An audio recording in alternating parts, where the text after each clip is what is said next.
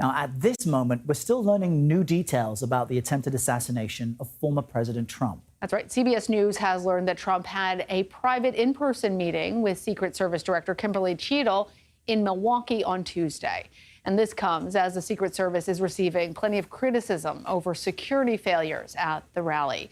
New video shows the sniper team over Trump's left shoulder kind of blended in there with the tree line in just the moments before and during the shooting. This is the sniper team that killed the gunman. It's unclear if you can actually see them here firing the rifles. And take a look at this video footage. It shows the gunman walking around the rally before carrying out the shooting.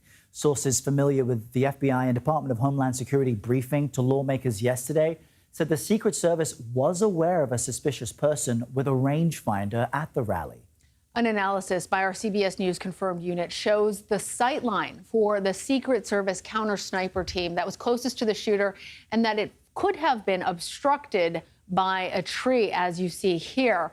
Now, that would have made it very difficult to actually see that gunman clearly. Yeah, you see it highlighted next to us. Now, here's the official timeline. It was 5:51 p.m. when Pennsylvania police alerted the Secret Service about a suspicious person with a rangefinder.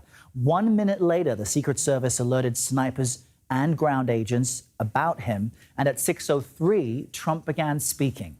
Then at about 6:09, more people spotted the shooter. It was around this time that an officer saw the gunman on the roof and tried to engage him, but fell back from the roof.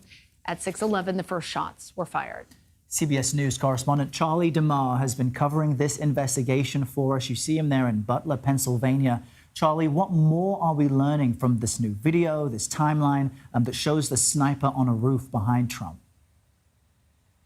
Well, of course, all week there have been a lot of questions about the preparation, the security leading up to this event, and sources who were briefed by the Secret Service yesterday on the operations here say that walkthroughs of the grounds here in Butler, where the rally was held, happened as early as July 8th. We're also learning a lot more about the phone of the shooter. Of course, we've reported that the shooter had searched for images of President Biden, former President Trump, but we are getting new information that there was a screenshot of the online coverage of the July 13th rally actually saved on the shooter's phone. That was at about 6:01.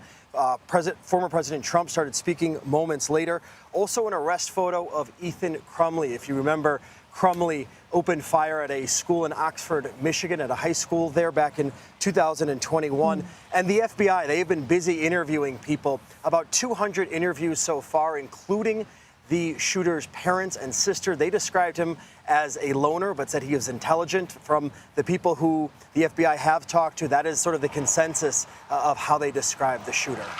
So, Charlie, as that investigation continues, I'm wondering if we're learning anything more that points towards a motive?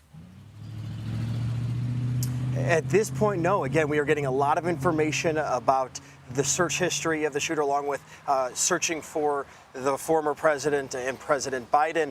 We know that the shooter looked up Christopher Wray, the FBI director, along with the dates for the Democratic National Convention. A lot of search terms, but again, nothing really pointing to a clear motive, at least at this point. And meantime, Charlie, I know that you've been reporting on the massive impact this has had on everyone where you are, particularly the relatives of victims. Yeah, this town is devastated, shaken up. There's a vigil and visitation for Corey Comparator, the firefighter who was killed at the rally. He was there with his family. It was reported that he shielded his family while attending this rally, that he was an avid former President Trump supporter. So there's been a number of events last night in the town where he was a volunteer firefighter. The community got together at the Speedway there for a vigil. There were friends who spoke. A chaplain spoke there. There were music, songs, candles lit in his honor. But obviously, this community trying to move forward as so many people, thousands of people, about 15,000 people, in fact, is what the Secret Service screened at this rally. We're here for a good time. They were here to see a presidential candidate give a speech to rile up his base to try and gain support here in Pennsylvania, and it quickly turned deadly. I'm sure so many of them still in shock, as we all are. Charlie DeMar, thank you very much. Thanks, Charlie.